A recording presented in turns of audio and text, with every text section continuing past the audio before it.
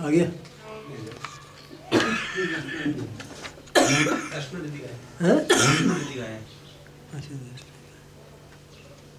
दिल्ली का नहीं आया अभी होगी भी नहीं कौन जाने।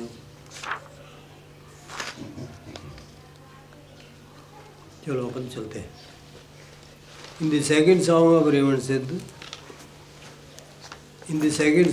Sid describes the splendor of the beautiful pearl, which is like fire concealed in the wood, and which can be seen only by on account of the grace of Guru. दूसरे पद में रावण सिद्ध डिस्क्राइब करते हैं, वर्णन करते हैं सुंदर मोती के चमक की, स्प्लेंडर है चमक, उसकी चमक सौंदर्य की का वर्णन करते हैं। वो कैसा है वो मोती? विच इज लाइक फायर, जो आग के समान है। मोती आग के समान, अपने जैसा मोती नहीं है, बहुत चमकदार है, आग जैसे। कंसील्ड इन द वुड, कहाँ रखा है वो? छुपा करके रखा है लकड़ी में, लकड़ी में छुपा दिखेगा। And which can be seen only on account of the grace of the गुरु, और जो केवल ईश्वर की गुरु की कृपा से ही दिखाई पड़ सकता है, क्योंकि लकड़ी में छुपा के रखा हुआ है। जिनियों को लकड़ी जैसे मोती को छुपाने का साधन है, वैसे ही उस मोती को, आत्मरूपी मोती को छिपाने का साधन है शरीर है। इसके अंदर शरीर और मन में वो छिपा हुआ रहता है। मन के जाल है, विचार है, कोहरा मचाए रखते हैं और वो छुपा देते हैं। शरीर है अपनी इच्छाओं में इतना व्यस्त रहता है कि उसको फुर्सत ही नहीं भजन की, सत्य का संधान करने की योग्यता नहीं होती। शरीर के अंदर इंद्रियां लगी हुई हैं, इंद्रियां अपने विषयों की तरफ दौड़ लगाती हैं, तो विषयों का संधान करना शरीर को अच्छा लगता है,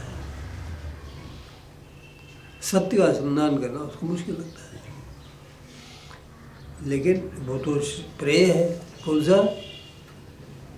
इंद्रियों के विषय तो प्रेय है, नहीं सत्य का संधान करने के लिए उनको छोड़ना पड़ता है। लगे भाई, सत्य वस्तु का संधान करने के लिए असत मिथ्या वस्तुओं को छोड़ना पड़ता है।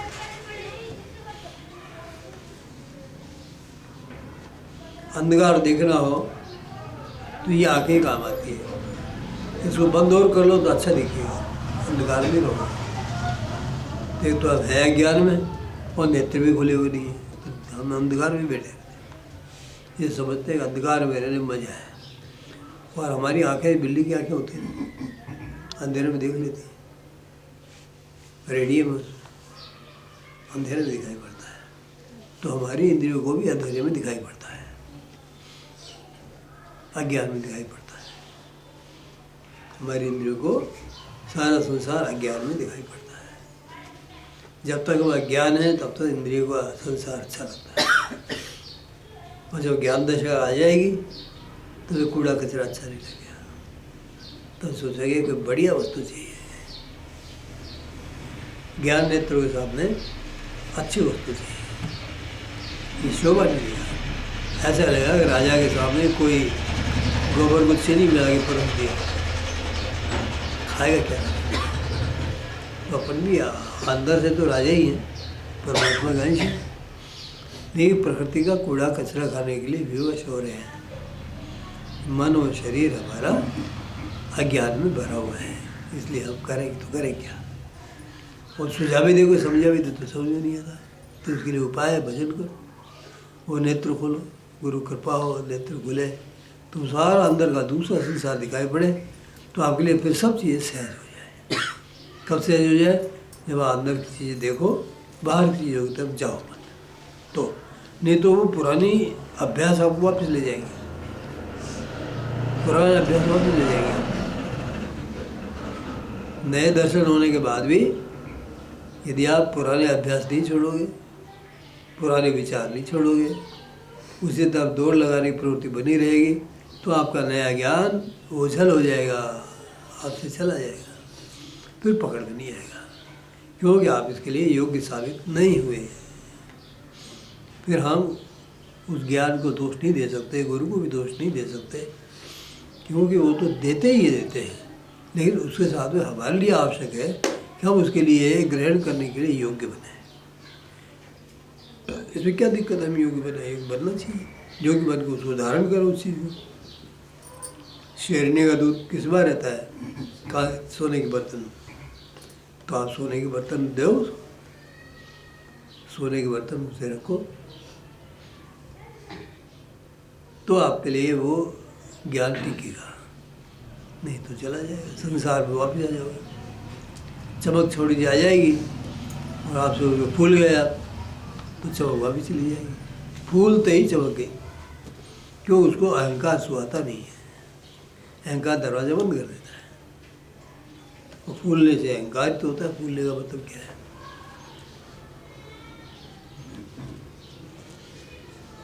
But no sooner is he graced by the Guru than he is the brilliant pearl even in pitchy darkness. जैसे ही गुरु उस पर अनुग्रह करते हैं, वैसे ही उस मोती को घोर अंधकार में भी देख सकता है, घोर अंधकार में भी देख सकता है, पिछी डार्कनेस, घोर अंधकार। And wherever he happens to cast his eyes, इतना ही नहीं, जहाँ भी अपने आँखों को दौड़ाता है, जहाँ पर उसकी नज़र पड़ती है, चाहे आकाश भी पढ़ो, सब जगह से दिखाई पड़ेगा। ऐसे वो दर्शन होता है कि सब जगह दिखाई पड़ता है। आप जहाँ जाओ वहाँ दर्शन जाएगा आपके साथ, वो पक्का साथी है, हम नहीं साथ दे देते। फिर तो सोने की छाती से बताया तो दूर हो जा, सोने दे नहीं, अभी पर बैठा रह सकते, बैठे तुम रहोगे, हमारे शरीर में क्या ताकत है? तुम्हारा तो शरीर है नहीं, थकते नहीं, हमारे शरीर है थक जाते हैं। तो वो साथी बहुत तगड़ा है, उसका मुकाबला हम नहीं कर सकते। उसका साथ शरीर से नहीं होता है, उसका साथ आत्मा से होता है, आत्मरूप है वो। None can see this pearl without undergoing spiritual discipline of meditation. ध्यान प्रक्रिया के अनुशासन के बिना कोई भी इसको नहीं देख सकता। ये इस अनुशासन से गुजरना पड़ेगा, ध्यान प्रक्रिया का अनुशासन मानना पड़ेगा। डिसिप्लिन है ये, स्पिरिचुअल डिसिप्लिन है। कुछ ऐसे ही दिखा दो, क्यों बाप फालतू बैठाए रख दो, कमर टेढ़ी कर रहे हो, करने नहीं देते, बैठने के लिए कहते हो, इतने लंबे कैसे बैठे, ये सब ऐसे प्रश्न होते हैं, बैठ नहीं सकते। इसलिए शरीर की आदत बिगड़ी हुई है, इसलिए नहीं बैठते। तो ऐसे लोग हैं जो केवल 2 घंटे सोते हैं, बैठ बैठे रहते हैं, ऐसे लोग। लेकिन लोग शरीर को साधा है, परमात्मा की प्राप्ति के लिए शरीर साधा है। या IAS की तैयारी करने के लिए, इंजीनियरिंग की तैयारी करने के लिए लोग रात रात में जागते ही नहीं होते हैं, बच्चे रात रात में जागते हैं, पढ़ के डिग्री लाते हैं।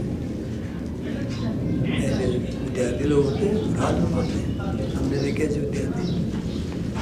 तो ये जो साधारण विद्या है क्या, ये विद्या बहुत ऊँची है। हम इसके लिए योग्य बनना चाहें तो हमें संकल्प होना चाहिए कि हम इसको करेंगे। None can see this pearl without undergoing spiritual discipline of meditation and without transcending the three gunas of Sattva Rajas Tam. सत्व रज तम के 3 गुणों के अतीत हुए बिना, ट्रांसेंड अतीत होना, पार जाना, इन 3 गुणों के अतीत हुए बिना, सत्व रज तम के पार गए बिना, जब तक हम इनके अधिकार में हैं, सत्वगुण के अधिकार में कैसे हैं? सुख संगेन बदनाति ज्ञान संगेन चाले। जब आप ज्ञान का और मन के सुख का अनुभव होगा, बड़ा आनंद है, तब तो सत्वगुणी होगा, परमात्मा ज्ञानी गया। जब बदल रहे हो, सुख संगे न बंधना, सुख के बाद साथ बांधता है वो आपको, और ज्ञान से ही बांधता है। तो बहुत ऊंची पकड़ है। सुख से भी बंधन में मत आओ, ज्ञान के बंधन में मत आओ, मुक्त रहो ज्ञान से भी। ज्ञान किसका करोगे? आप स्वयं ज्ञान रूप है ना, आपको ज्ञान है, इसका मतलब आप बंधन हो, आप स्वयं ज्ञान रूप नहीं होगा। ज्ञान आपका विशेष, आपके अंदर कोई क्वालिटी नहीं है, तो आप ज्ञानी, स्वयं ज्ञान। क्वालिटी भी कह देते हैं कि लोग इसको, ईश्वर का गुण है ज्ञान। अरे गुण ईश्वर में है ही नहीं, तो स्वयं ही ज्ञान है। इसलिए ज्ञान के साथ बांधना, अरे हमको ज्ञान है, बहुत बड़ा, बहुत ज्ञान किया, बहुत ज्ञान हुआ, ये नहीं होता। उसमें तो आपका सब कुछ डूब जाता है, अहंकार उसमें डूब जाता है, ज्ञान का अभिमान भी नहीं रहता, सुख दुख का बहुत नहीं रहता, उस आत्मा में लीन होते हैं, आनंद में लीन होते हैं। तो सुख और दुख दोनों का वो ऐसे निर्मल होता है, यहाँ ये सुख आता है, ज्ञान ये बोध नहीं रहता। तमोगुण के भी लक्षण, रजोगुण के लक्षण सब गीता में दिए हुए। तो इन त्रिगुणों से दूर हुए बिना आप इस चीज़ को नहीं पा सकते, ये मतलब है इसका। इनसे दूर होना पड़ेगा। अब कैसे हुआ जाएगा? आपको उसका दूर होने का कोई तरीका होगा? कोई तरीका नहीं है। इसका तरीका है नाम, भाव के साथ नाम लो, अधिकाधिक नाम लो, अधिकाधिक अनुभव में अंदर डूबो, तो वो जो अनुभव उतरेगा वो सत्वरजतम से अतीत है। उससे जितने मिलोगे उतना सत्वरजतम से अतीत हो जाओगे। ठंड से दूर रहो, गर्मी से भी दूर रहो, सबसे दूर रहो। क्या मतलब? अग्नि रूप बन जाओ।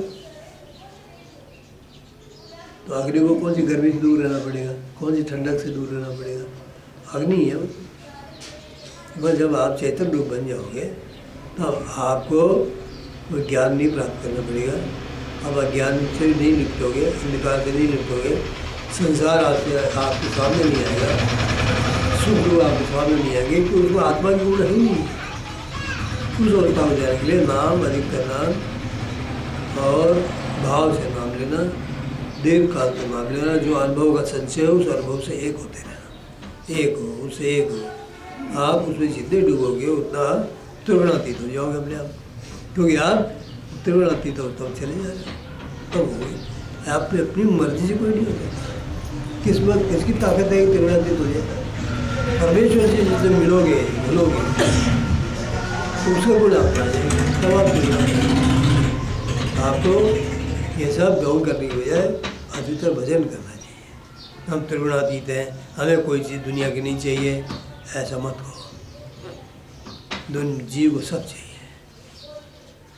जीव को अगर इनसे दूर रहना है तो भजन करके परमात्मा से एक हो। तो आपको ये कहने की जरूरत है बड़ी, आपको आवश्यकता होगी नहीं, आपको फील ही नहीं होगा।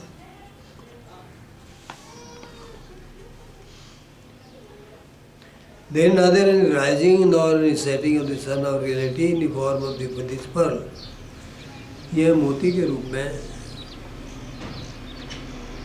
सत्य का जो रूप है उसका न तो उदय है और न अस्त है। न उदय है और सूर्य के समान होती, चमकदार होती। एक बार राइजिंग हो गया इसका, तो राइजिंग ही रहेगा, उदित ही रहेगा। एक फिर दोबारा राइज हो, सेट हो, ऐसा नहीं है। एक बार उदय होने के बाद यदि आपके भाव में शुद्धि है तो उसके अनुरूप ये उदय ही रहेगा। भाव में शुद्धि नहीं है। जो जिक्षण भाव शुद्ध होगा तब तो आ जाएगा, और भाव में मलिनता ही गया। भाव में उठा प्रकृति रहती है, जीव में त्रिगुण है इसलिए उठा प्रकृति। कभी कभी तो सत्संग में बैठे तो इतना निर्मल भाव आता है, इतना आता है, सब कुछ संसार की चीज होते हैं। लेकिन जब गृहस्थी के बीच में जाते हैं, परिवार के बीच में जाते हैं, तो ऐसे भाव आते हैं कि अरे वाह क्या रखा है, ये भी तो एक संसार है, ये भी तो देखना पड़ेगा। बड़े मीठे लगते हैं सब जीव, दादा दादी को पोतों पोती बहुत अच्छे लगते हैं। मूल की वजह अपेक्षा व्याज अच्छा लगता है, कहते हैं ना, पोते पोती अच्छे लगते हैं। तो पढ़ पोते सड़ पोते हो जाए तो कह नहीं, वो तो बड़े तीव्र बंधन है। तो संसार के बंधनों को छोड़ने की कोशिश नहीं करके ईश्वर प्राप्ति की कोशिश करो, उसे संसार बंधन छूटेगा। शरीर का मैल छुड़ाने की बजाय स्नान करो, मैल छूट जाएगा। आप बल को रगड़े जा रहे हो कपड़े से, शुद्ध किए जा रहे हो, सीधा हिसाब है, स्नान करो, सब लगा लो तो आपका मन शुद्ध हो जाएगा। मन शुद्ध हो जाए, शरीर शुद्ध हो जाएगा। और उसके बाद अच्छा सत्संग या अच्छी पुस्तक पढ़ो तो मन का स्नान हो जाएगा। नाम लियो तो मन का स्नान हो जाएगा। इस प्रकार से स्नान करते रहो तो अंदर होगा की शुद्धि के कारण तो आप त्रिगुणातीत हो जाओगे। आप बशर्ते कि आप त्रिगुणों से मिलो जाकर के फिर, क्योंकि शुक्र आता है गंगा जी में, या फिर भी कीचड़ जाओ उसका तो फिर वापस हो गया ना कीचड़ में। उस शुक्र का गंगा स्थान से क्या तात्पर्य हुआ बताओ। कहीं गंगा का पानी होता है भरा जाता है कहीं पर, तो वहाँ पर जाकर के डाल लेते, कुत्ते भी नहा लेते हैं, शुक्र भी नहा लेते, और शुद्ध हो गए गंगा जल में, सारे पाप धुल गए उनके।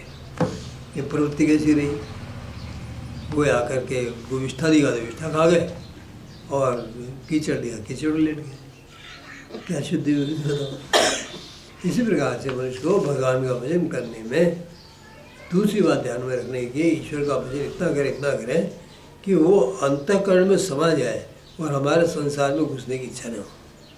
संसार में घुसे नहीं, संसार को लेकर कोई प्रवृत्ति नहीं हो अंदर। संसार तो रहेगा, देखो जैसा है वैसा रहेगा, काम भी आपको संसार करने पड़ेंगे। ये नहीं कर सकते तुम मेरा बेटा नहीं है, तुम बेटी नहीं है, तुम जाओ निकल जाओ घर से, ये नहीं होगा। ये तो सब काम तो करने पड़ेंगे। लेकिन आप ये समझो कि ईश्वर के दिए हुए जीव हैं, इनको पालना करके इनके पैरों खड़ा करो और ईश्वर का बार दिखा दो। आपने अपना काम पूरा कर दिया, बाकी ईश्वर का काम है संभाल लेगा। इनकी जिंदगी भर संभालना आपका काम नहीं है। माता पिता जन्मदाता है, भाग्य विधाता नहीं है। भाग्य विधाता तो परमात्मा है। अब लाख कोशिश कर लो, बच्चे जो बनना होगा वही बनेगा।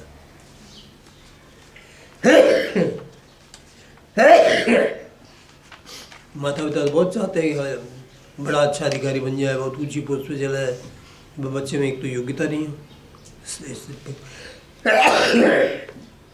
परिश्रम करने की शक्ति नहीं हो, उसको वातावरण अच्छा नहीं मिले, उसको कुसंग मिल जाए, तो ये सारे कूड़ा कचरे को समेट के अगर खोपड़ी भर लिया तो उठ ही नहीं पाएगा। तो ये भाग्य विधाता है। ये सब परिस्थिति ईश्वर देता है, इसे बचने की शक्ति ईश्वर देता है। काम सब जीव को चलाने का ईश्वर का काम है। गुरु का काम आपको समय पर बुद्धि देना है, उसको आप मान सको तो मानो, नहीं मान सको तो परमात्मा आपको चलाएगा, फिर जैसे भी चलाएगा।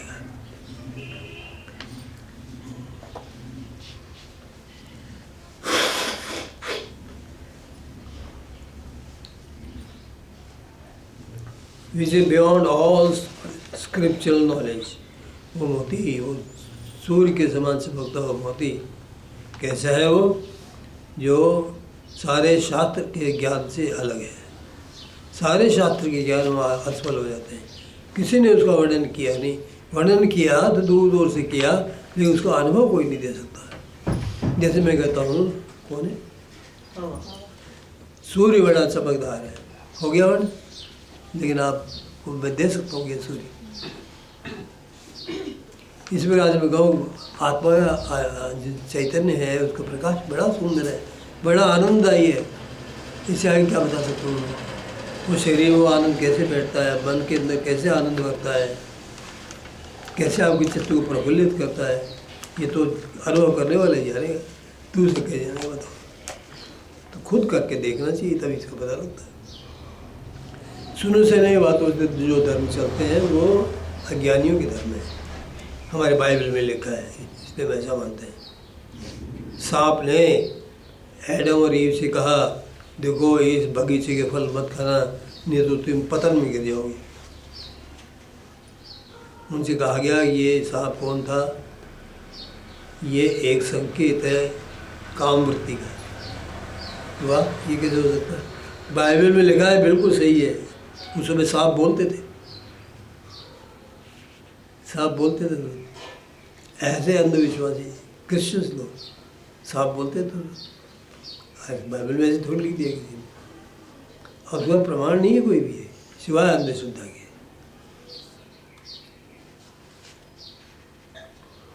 One who has softened his stone-like heart by means of meditation can alone possess this pearl. जिस आदमी ने अपने पत्थर जैसे दिल को ध्यान कर करके कोमल बना लिया है, वही इस ज्ञान को, इस मोती को प्राप्त कर सकता है। ध्यान कर करके कोमल बनाओ इसे। ये कैसा है? सख्त तो बहुत हार्ड, लेकिन स्टोन नहीं है ये। इसको ध्यान से सुन लो, स्टोन नहीं है हार्ड, ये क्या वैक्स है। ये क्या होता है? वैक्स होता है, मोम है ये। तो मोम ठंड में बहुत सख्त हो जाता है, लेकिन थोड़ा सी गर्मी जाएगी उस पर तो पिघलता है। तो आपकी भाव की गर्मी, ध्यान की गर्मी से हृदय पिघल गया। इसको ये मत समझो कि हमारा हृदय स्टोन का है, कुछ नहीं है। आपका हृदय बड़ा ही शुद्ध और निर्मल है। वो तो इंतज़ार कर रहा है कि उधर की किरणें आए और मैं पिघलूँ, लेकिन हम उस हृदय को समझते नहीं और उसको अवसर देते नहीं। समझते हैं कि हृदय को हमारे बहुत कठोर है, भाई बेकार है। ईश्वर ने जो हृदय दिया है वो कठोर नहीं है। उसको ईश्वर का ज्ञान, ईश्वर की गर्मी, ईश्वर का प्रेम प्राप्त करने के लिए इंतज़ार में है, और वो प्रेम की धारा उसको स्पर्श करेगी, पिघल जाएगा, वेट में है। लेकिन हम प्रेम की धारा नहीं देते, उसको देते क्या है? संसार की इच्छाएं देते हैं, हृदय से कामनाएं देते हैं उसको, तो वो और से सख्त हो जाता है। कामनाएं होने से क्या मतलब है? देखो, किसी वस्तु की कामना आपने दी, जैसे स्त्री को पुरुष की कामना हुई, और पुरुष को उसने अपने हृदय में बिठा लिया और तो जकड़ लिया, तो मोम जकड़ा के पिघला, बताओ, उसको छोड़ेगी नहीं। फिर वो प्रेम में त्याग होता है, प्रेम में आसक्ति नहीं होती। इस शास्त्र का सिद्धांत प्रेम में त्याग होता है। अर्थात आप जिससे प्रेम करते हो उसे बांधोगे कभी नहीं, उसे मुक्त करोगे। ये लक्षण है प्रेम का। लेकिन मनुष्य में प्रेम नाम से क्या होता है? बंधन होता है। इसलिए कहती है मैंने शादी की है तो मैंने तुमको बांध दिया, वास्तव में जगह ली है, अब तुम कहीं जा नहीं सकते। अरे भजन करने दो, जाने दो, तुमने क्या बांध दिया? तो नरक में पड़े हो, क्यों नरक में कीड़े को दूसरे को डाल रहे दो? ऐसी है, संसार चाहिए। One who has softened his stone heart, stone like heart, जिसने अपने पत्थर जैसे हृदय को कोमल बना लिया है, by means of meditation, meditation के द्वारा, can alone possess this pearl, उसी हृदय में इस पर्ल को रखने की ताकत है। वहीं वो आता है और वह जड़ जाता है, स्वयं जड़ता है, कोई पकड़ता नहीं उसको। उस हृदय में आगे बैठ जाता है, हृदय को सुशोभित करता है और स्वयं में अपनी भी शोभा बढ़ाता है। अपनी इच्छा को उसकी क्या है? ऐसा हृदय मिले जहाँ उसको प्रकाशित कर सको। संसार के वासना क्या कहते हैं? कोई ऐसे व्यक्ति मिले जिसको मैं जकड़ के बांध दूँ। ये दोनों मंत्र हैं। वहाँ वो मोती, चैतन्य का मोती, चैतन्य का सूर्य के समान मोती आप हृदय में आके जड़ित होता है और उसकी शोभा बढ़ाता है। या तो आप बंधन में रहते हैं, न वो बंधन में रहता है। एक दूसरे के लिए आश्रय बनते हैं और उससे आनंद की उत्पत्ति होती है। वहाँ संसार में आनंद नहीं पैदा होता, वहाँ पर एक तरह का जो कहना चाहिए ऐसा आदान प्रदान होता है जिसके अंदर आनंद नहीं होता, जिसके अंदर कालुष होता है, दुख होता है। कुछ काल आनंद मालूम पड़ता है, जैसे यूँ समझो आप मिर्च खाओ, चटनी मिर्ची की खाते हैं ना कि लोग, तो मिर्ची की चटनी पीस पीस के खाते हैं। वो 5-7 दिन बाद कहते हैं साहब पायल्स हो गया, पायल्स तो वही मुझे जीभ को इतनी अच्छी लगी, सी करते हुए खा रहे। अब क्या हो गया आपको? पायल्स हो गया, आप नहीं खाएंगे मिर्च का, हाथ नहीं लगाएंगे, ऐसे भागने लगते हैं। इसी तरह से संसार के प्रेम की दशा है। प्रारंभ में तो ये लगता है अच्छा, बाद में ऐसे बहुत तरह के बंधन मालूम पड़ते हैं। आप अपनी उन्नति नहीं कर सकते यदि आपका साथी उन्नति में सहायता नहीं दे, यदि उसको भी ज्ञान नहीं हो कि उन्नति क्या होती है, परमात्मा का भजन कैसा होता है, उसको जाने, उसके बाद जाने के लिए क्यों हमें जरूरी है हमारे लिए, क्यों उसी से आनंद हमको मिलेगा, ये जब तक दोनों को ज्ञान नहीं होगा तब तक एक बार पे दोनों एक मत होकर चल नहीं पाएंगे। तो संसार का प्रेम केवल बंधन है, प्रेम नहीं है, ध्यान में रखो। क्यों मिश्रा जी? सही बात है बिल्कुल। उर्मिला हंस रही है, तू तो मुक्त हो गई। बहुत बंधन में थी, भजन नहीं कर सकती थी, भजन करने बैठती तो इसको जल्दी जल्दी सिगरेट लगा देता था, सिगरेट बीड़ी चिपटा देता, करंट मारने तैयार होते, क्या भजन करती है? तो दोनों एक जैसे मत करी थी, ये तो बेचारी चाहती थी। इसका आदमी अनुकूल नहीं था इसके लिए, प्रवृत्ति अलग अलग थी, इसलिए ये सुखी नहीं रह पाई। वो जब चला गया था भजन करने में, आप ठीक है, भगवान ने इसको पैसे भी दे दिए खाने पीने को और भजन करने को अवसर भी दे दिया। ये ईश्वर की कृपा है। A song by Carlsen. We mention only a solitary poem of Carlsen. हम एक बात तो कविता है कार्लसन की, उसका वर्णन करेंगे, उदाहरण वर्णन करेंगे, which is of extraordinary spiritual value. वो बहुत अधिक सोलिटरी में एक मात्र। We mention only solitary poem. तेरे मीनिंग तो लिख रही है कि नहीं भाई? ठीक ठीक आ रहे हैं समझ में? देखो चूकता है नहीं, बीच में पेज छोड़ा था ना कल, उसी के सोच रहे थे। पेज क्यों छोड़ा? ये जो आपने पढ़ा ही नहीं था ना, आभार प्रकट किया था जिनके प्रति उन्होंने। जो उसमें से वो ले लिया तो छूटेगा, तो पकड़ा ही नहीं तो छूटेगा। तो आभार प्रकट करती रहे। एक्स्ट्राऑर्डिनरी स्पिरिचुअल वैल्यू, उसकी स्पिरिचुअल वैल्यू एक्स्ट्राऑर्डिनरी है, एक्स्ट्राऑर्डिनरी असाधारण, उसका पारमार्थिक मूल्य असाधारण है उसका पद का। ही आज the London man of his time, विद्वान आदमी जो है ना पढ़े लिखे किताबों के, वो समझते हैं परमात्मा को समझते हैं, उनको अभिमान होता है, किताब पढ़ करके समझ जाते हैं हम जान गए, पढ़ गया, परमात्मा हमारे हाथ में आ गया। तो उन ऐसे विद्वानों से पूछते हैं, ही आज the London man of his time, अपने समय के जो विद्वान लोग थे उनसे पूछते हैं, इफ दे हैव सीन ब्रह्मन, क्या उन्होंने ब्रह्म को देखा है? तुम कहते हो बात है ब्रह्म की, पर ये बताओ देखा है क्या उसे? कसौटी बताओ। ये है which is the original cause of existence, जो इस संसार का सत्ता का मूल कारण है, जिससे संसार पैदा हुआ, उसको देखा है क्या? तो वो पूछते हैं। And which yields unlimited bliss, yield से देता है, यील्ड्स अनलिमिटेड ब्लिस, यील्ड से देता है, प्रदान करता है अनलिमिटेड ब्लिस, अनंत आनंद प्रदान करता है। उस ब्रह्म को देखा है क्या? तो बातें तो बहुत करते हो, किताबें बहुत बड़ी कोटेशन देते हो, भाई भाई बताओ कि तुम देख के बोल रहे हो या किताबें कोट कर रहे हो? तो अधिकतर किताबें ही कोट की जाती है, देख के बोलना नहीं होता। So the unbroken seed of the divine name imparted by the Guru deep in your heart, आप अपने हृदय में अक्षत बीज को जो टूटा नहीं हो, गुरु के द्वारा आपको सीधा कान में दिया गया हो, अक्षत क्षरण नहीं हो, उसका दिव्य नाम का अक्षत बीज, उसको आप ग्रहण करो जो गुरु के द्वारा इम्पार्टेड दिया जाता है।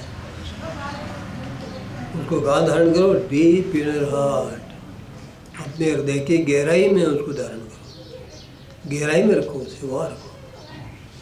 जब वो नाम चलने लगा तो हृदय मृदु हो जाएगा, आनंद हो जाएगा।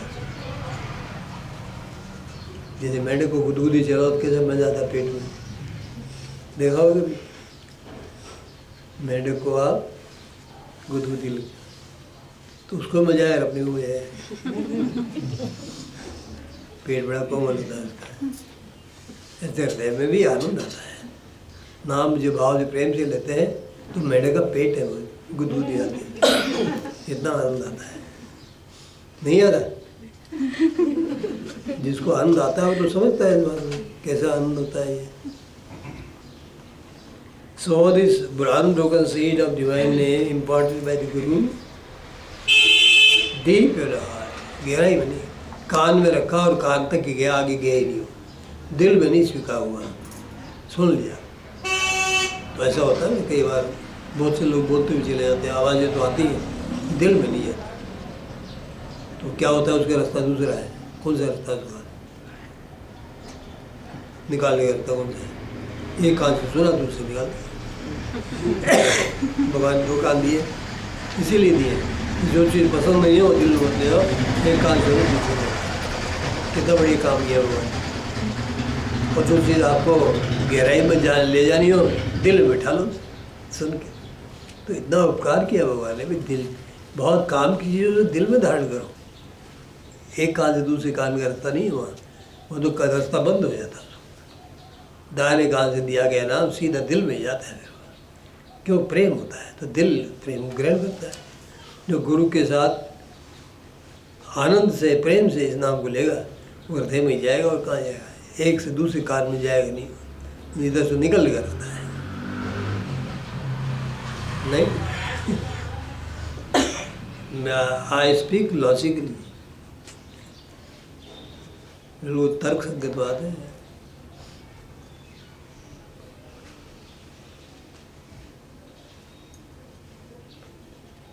Deep in your heart and then reap the abundant harvest of the spiritual experiences. Abundant है बहुतायत से, बहुतायत से हार्वेस्ट है खेती, abundant harvest, बहुतायत से खेती लो और स्पिरिचुअल एक्सपीरियंसेस, पारमार्थिक अनुभवों की बहुतायत से खेती होगी। इतनी खेती होगी कि खेतू आप काट नहीं पाओगे। आप सोचोगे इसको तो ऐसे खड़ा ही रहने से मजा है, काटो मत इस खेती को,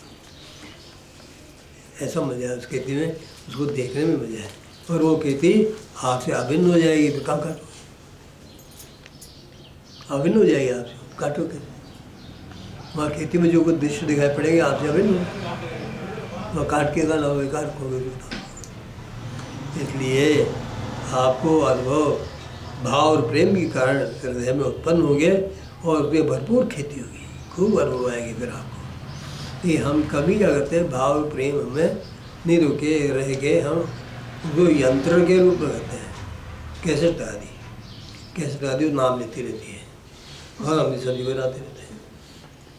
तो हमारे नाम के अंदर कैसेट लग रही है, कैसेट चलती रहती है। हम तो नाम तो सब चलते फिरते लेते रहते हैं। और क्या क्या करते हो, हम रसोई करते हैं भी नाम लेते हैं, कपड़े धोते हुए भी नाम लेते हैं, रास्ते में चलते तो भी नाम लेते हैं। इतने नामधारी हो गए कि उनको काम ही नहीं, नाम नहीं है, वो कैसेट है। वो कैसेट को भगवान मानता नहीं है। भगवान मानता है सब काम बंद करके मेरे को याद करते हो, नहीं करते हो, नहीं करते तो फिर मैं मानता नहीं। तुम्हारी कैसेट को क्या मानो?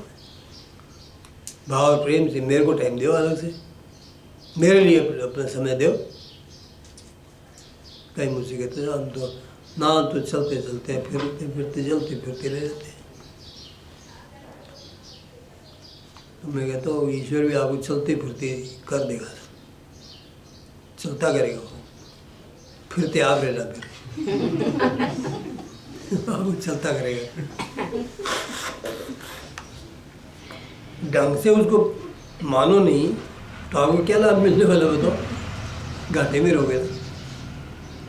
तो शास्त्रों ने, गुरुजनों ने जो बात सही सही बताई है उसको सही सही तरीके से पालन करो और फिर प्रतीक्षा करो फल की, तो मिलेगा। हम प्रतीक्षा तो करें फल की और काम कुछ करें नहीं, चलते फिरते तो काम करें, तो कहाँ अनुभव देगा आपको। आप सब्जी मंडी में सब्जी खरीद रहे थे और बेच रहे थे, इधर बैल आ रहा था, इधर कुछ सब्जी वाले चिल्ला रहे थे, इधर और ऐसी भीड़ भाड़ में नाम कैसे लोगे। अब ले भी लिया तो वहाँ अनुभव कैसे देगा वो, हम देगा तो आप टकरा जाओगे उस अनुभव को देखते देख खड़े हुए आप वो करके बहुत बोलेगा, तब आप बढ़ना पड़ेगा।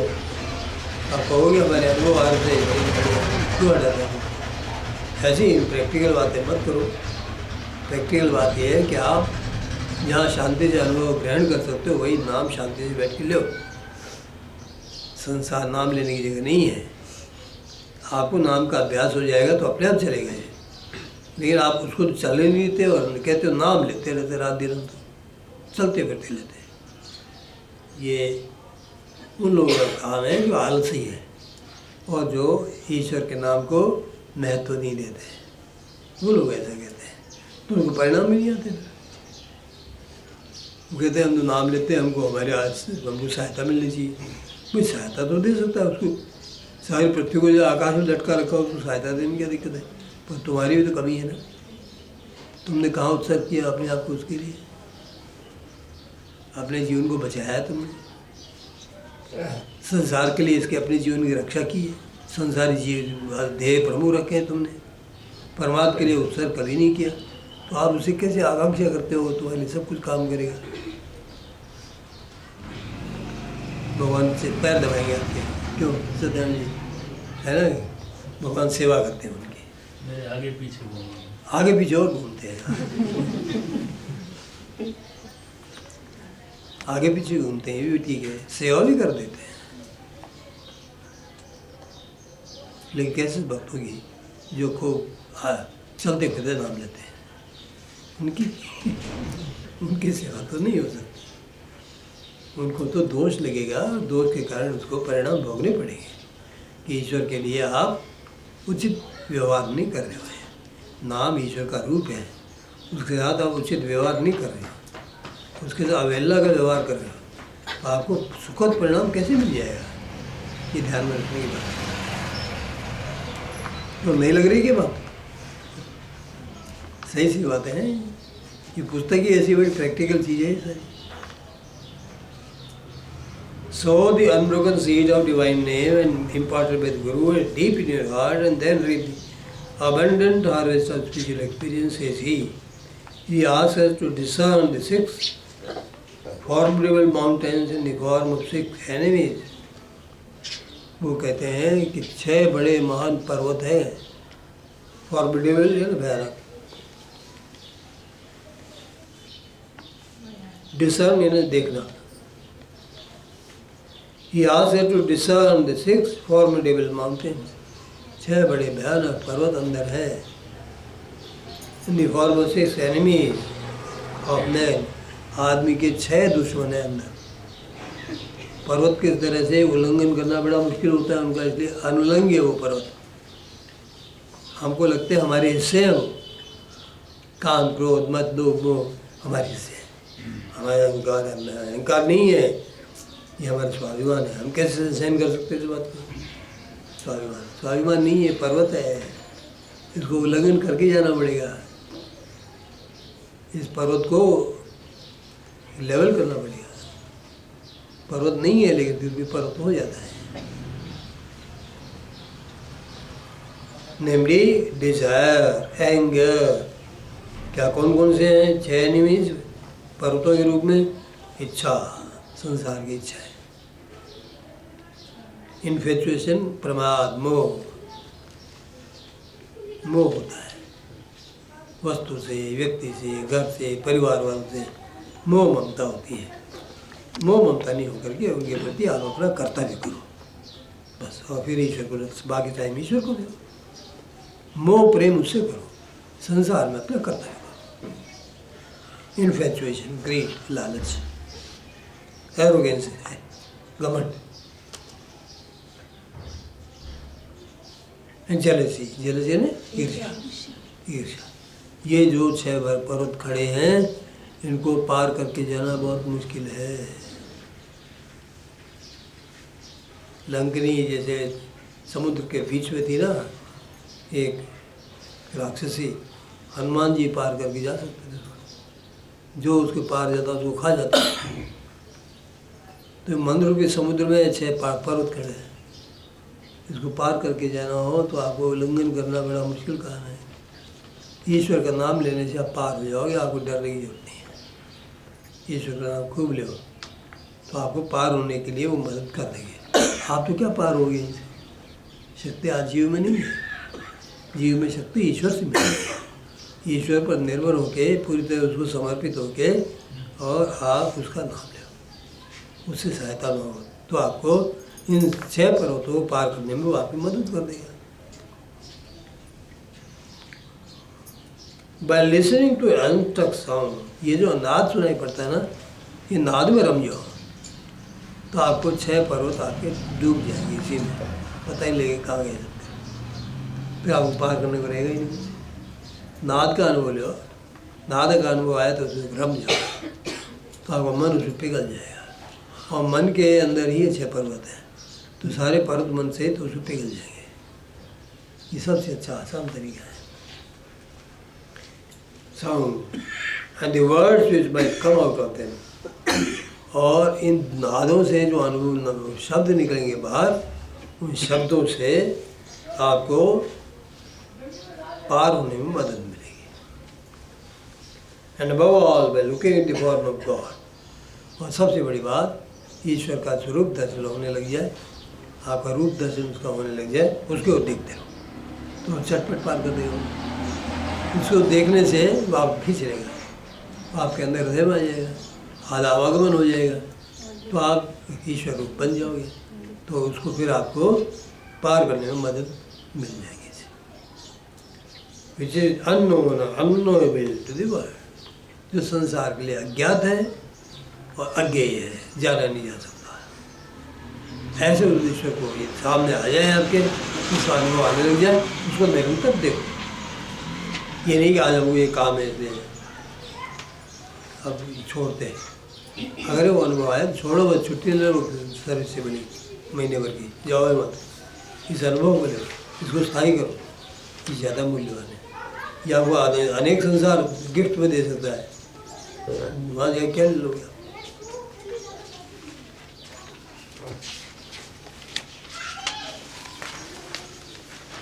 चलो ये आपका हो गया, बस आप छोड़ते हैं।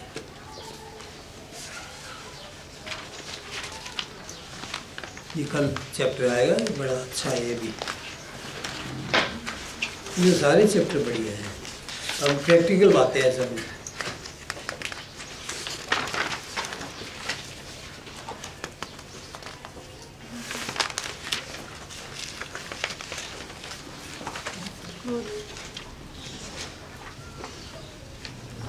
जैसी कैसी लग रही है?